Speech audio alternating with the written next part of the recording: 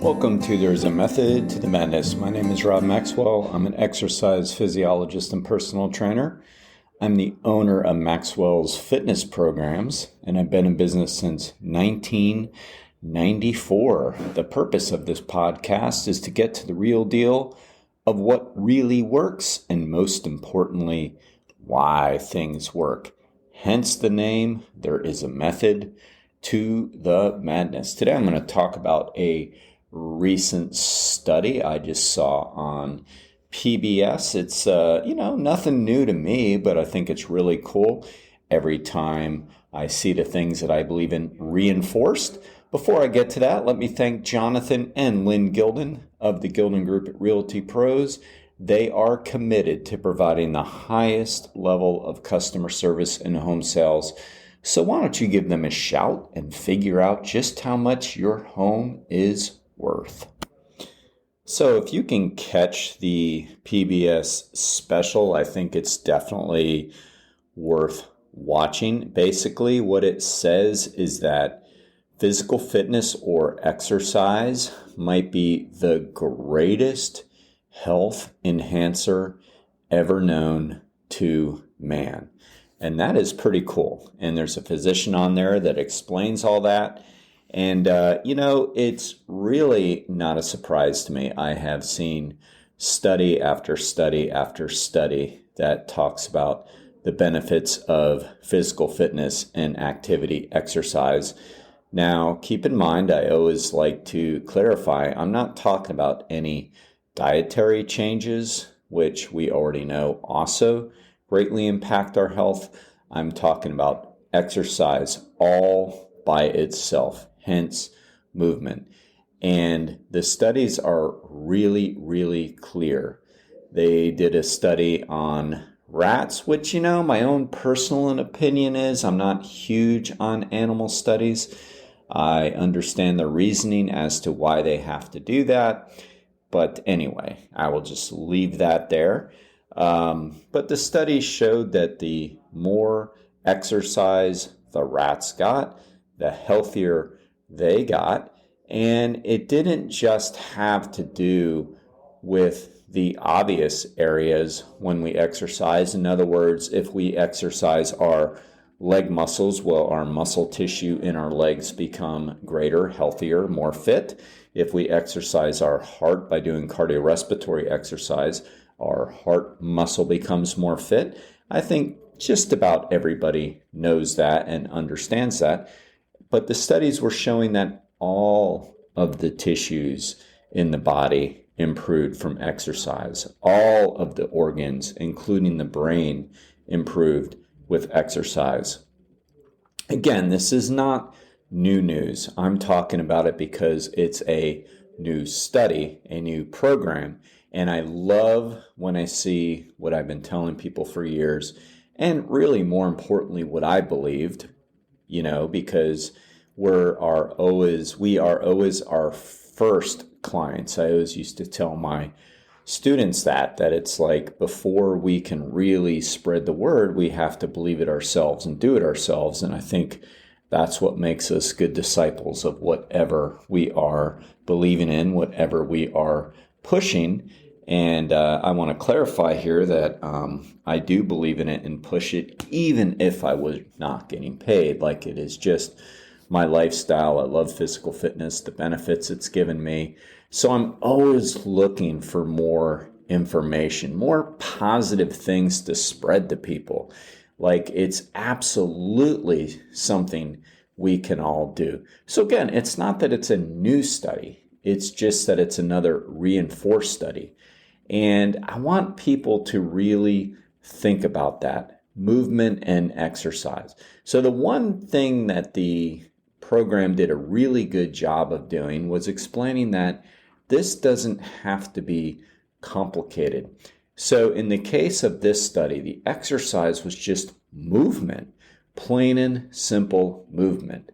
Now, he went on to clarify at the end what we've been telling people for a long time regarding moderate exercise and all that good stuff. Yes, but this particular study was about movement.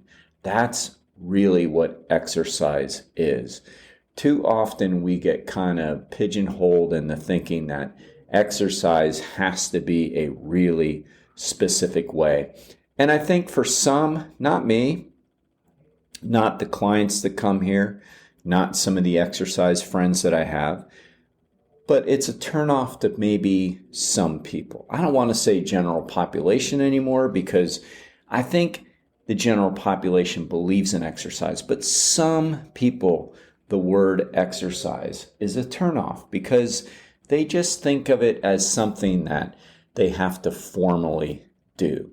When I traveled 2 trips ago, not this past trip, but 2 trips ago, I love to sit and observe and kind of, think about different things. That's one of the things I really actually enjoy. I really love to sit back and reflect and be quiet and just kind of sit back and observe people.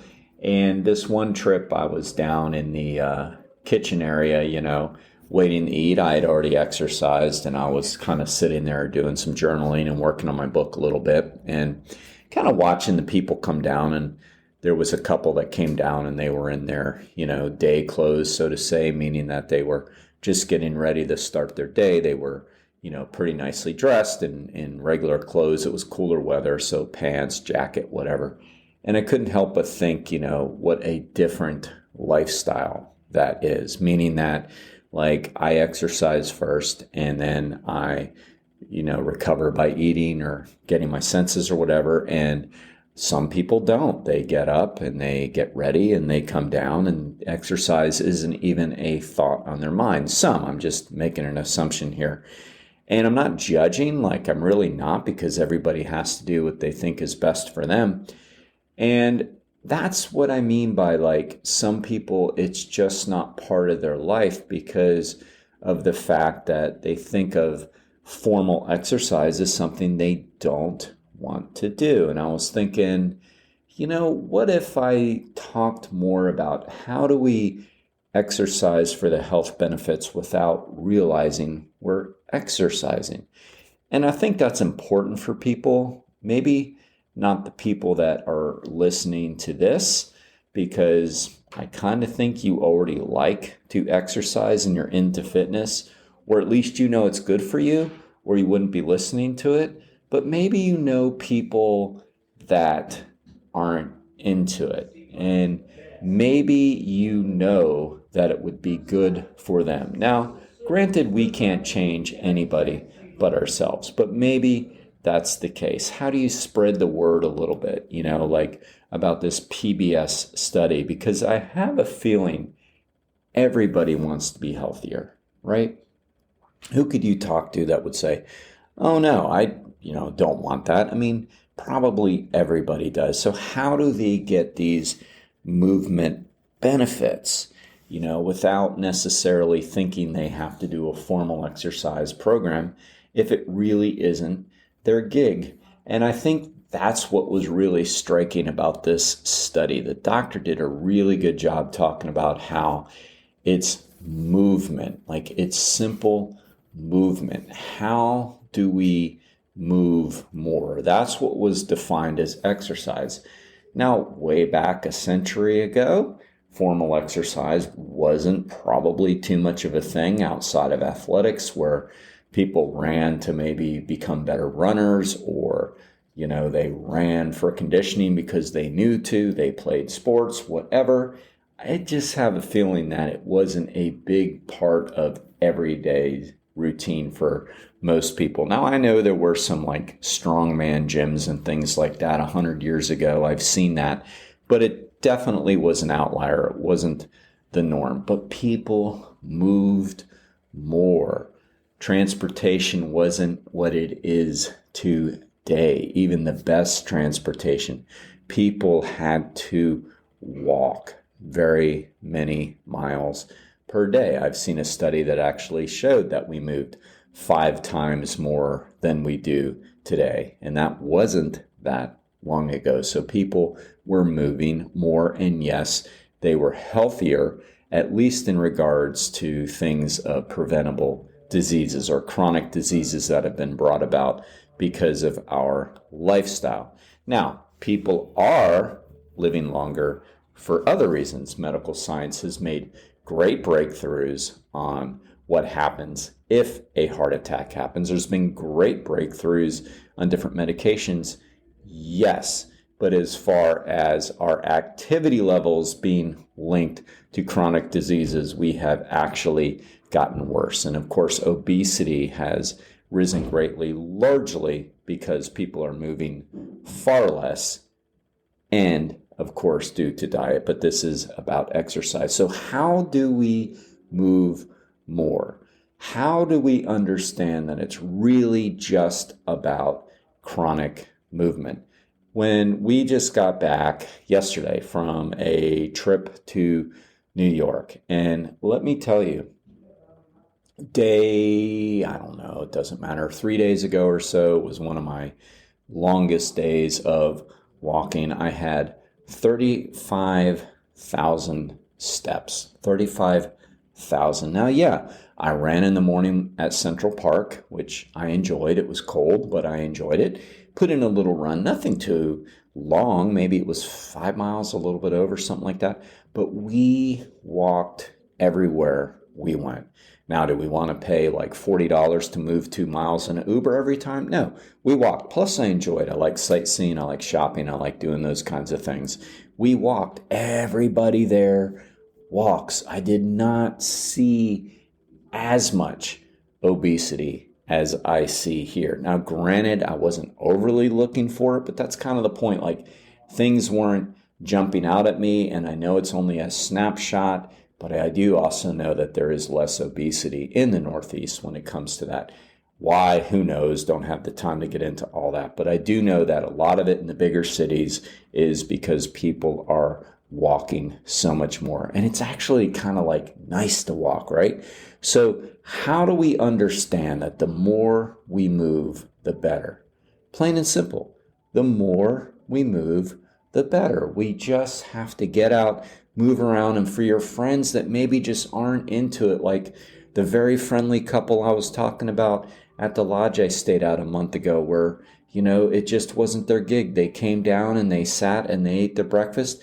How do they maybe understand that all they have to do is move more? Maybe not formally exercise. I get it. It's not everybody's thing. And some people resent it. Maybe they just feel like it's something they shouldn't have to do. But I tell you this, the human body does have to move. It is designed to move. We are genetically geared to move. It is in us. The society that we have today was not built or is not built for the body that we were born with from our ancestors. It's just not. We do have to move. So maybe we just park further out in the parking lots. Maybe we get up and move around as much as possible. Maybe we go back and find a sport that we enjoyed from our youth. Maybe we figure out how to do different things, like, you want to shop for something, you walk to the store. I don't know, but how do we get more people to move? Because I want people to find the fountain of youth, which I found, which is in exercise and movement. And there are days I don't do formal exercise per se. Like Mondays and Fridays are my days I kind of try to do just more active rest things, meaning that I just move more and I don't want to necessarily do an overly structured workout. But I move because I like to move. I do a lot of steps. I move around the house. I don't sit for too long. Ellen at the gym here likes to tell people the 360 rule, which I think is a really good rule. If you're working at the computer, which a lot of us do, I do a lot of computer work with writing the books and the podcasts and newsletters and things like that. But every 60 minutes, get up and move for at least 3. Get up and stretch, move around, walk to the bathroom. Take your time walking to the bathroom, walk back, do a lap around the house, do a lap up and down, like where my gym is. I have a sidewalk here. Go up one end, go down the other. Whatever, move. But I can tell you this. The studies are clear.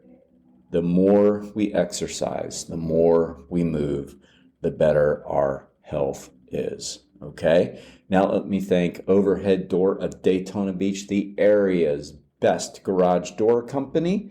Let me tell you, Jeff and Zach are movers and shakers, and they're great at what they do. If you need any help with garage door assistance, please check them out at overheaddordaytona.com.